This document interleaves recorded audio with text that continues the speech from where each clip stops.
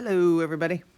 Today we're going to transform or move around the graphs of tangent, cotangent, secant, and cosecant.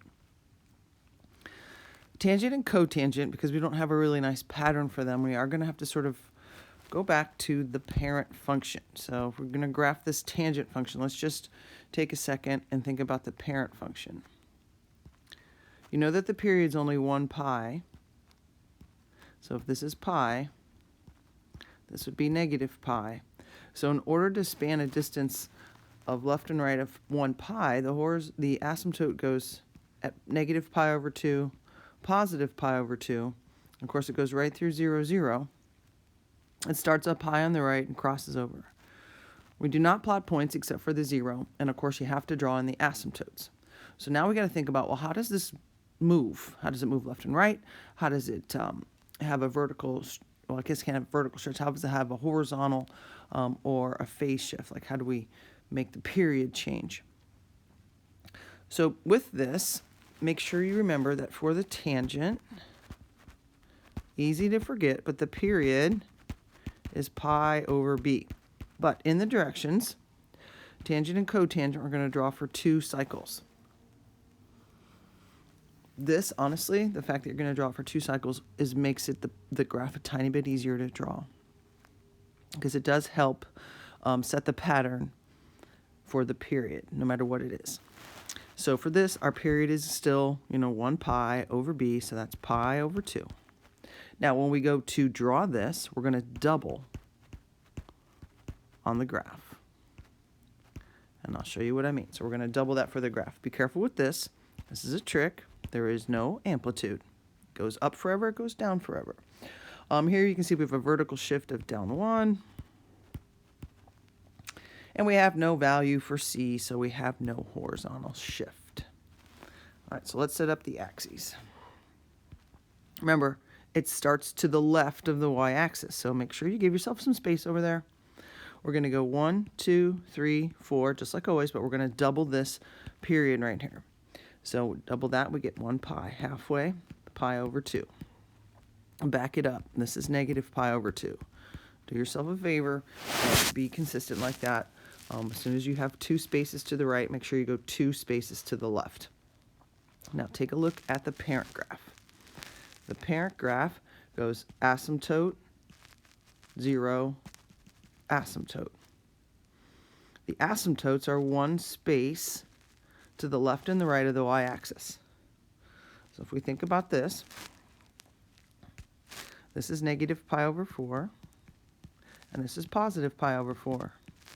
The space, or the distance, between these two is pi over 2, which is exactly what we want.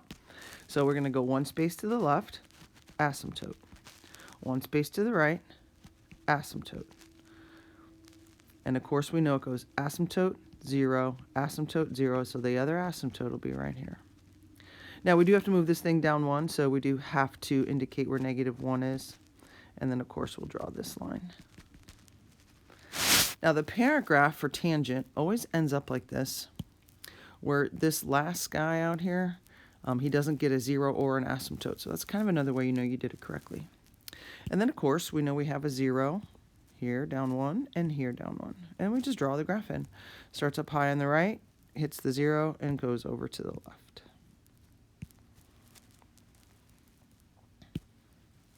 Now cosecant and secant will be much easier because you're so good at sine and cosine.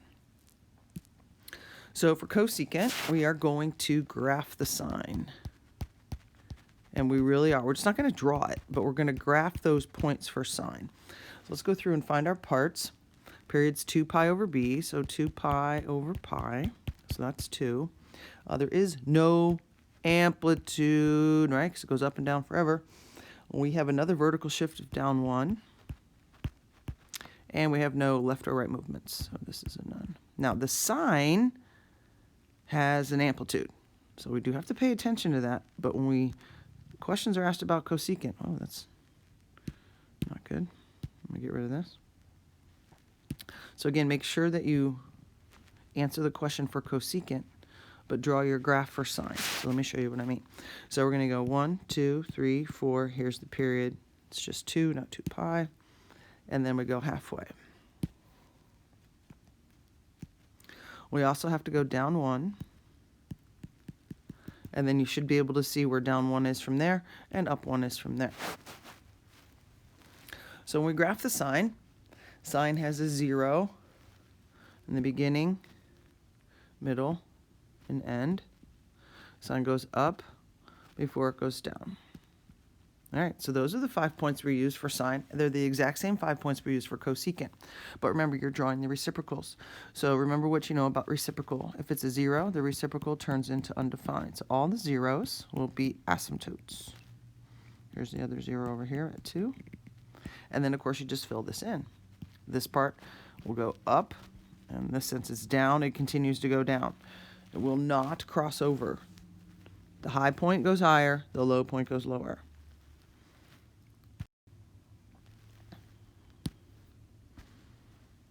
Now, cotangent has a different pattern than tangent. So again, let's go back to the parent graph because this will help.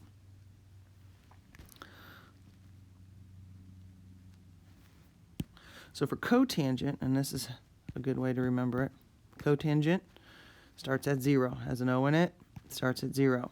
So cotangent has a period, of course, of 1 pi. So here's pi, let's say.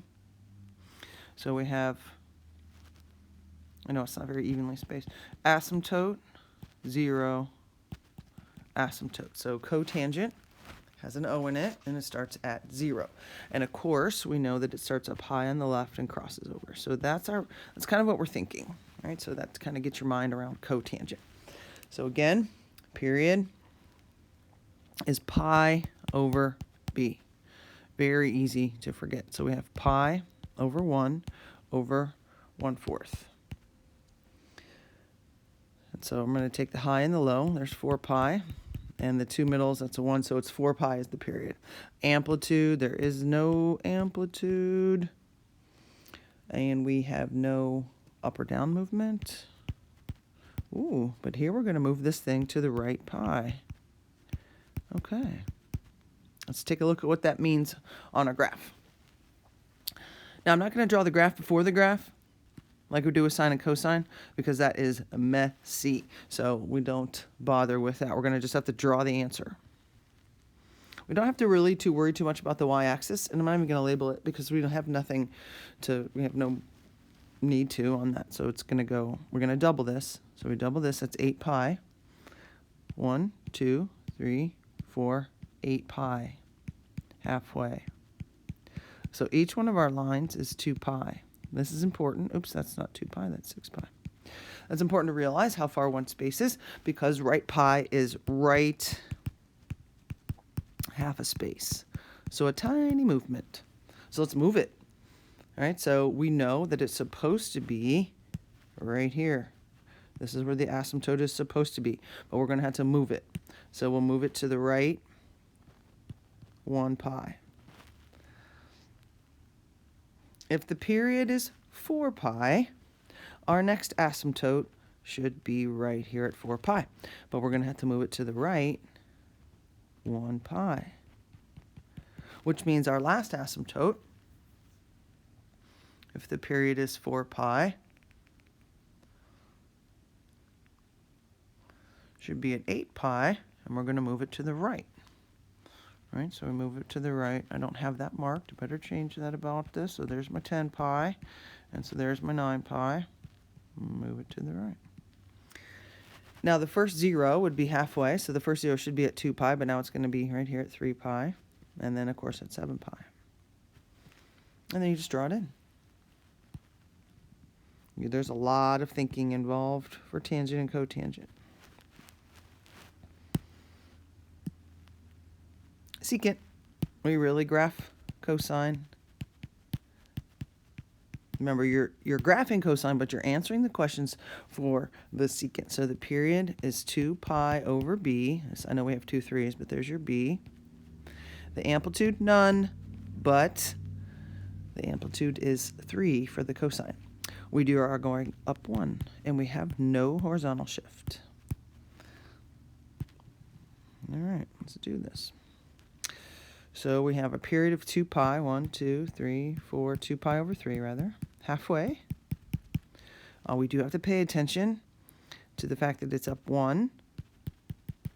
And then from there, we need to be able to see where 4 is, and down 3, -2 is. You need to have those marked. There's nothing really too much to do with the secant, but it will help us graph the cosine and then do the reciprocal. So cosine is going to start at the maximum. Oh, something happened here. And it's going to end at the maximum.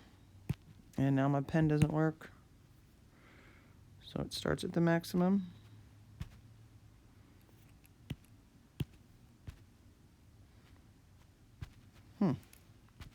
All right. And then it ends at the maximum, which would be over here. I don't know why this isn't working. I'm very sorry. It's really not working. I can't get anything to work. And then, of course, it would be down. Okay. And then you're not going to be able to see it because I can't draw it. I don't know what's happening. I'm very sorry.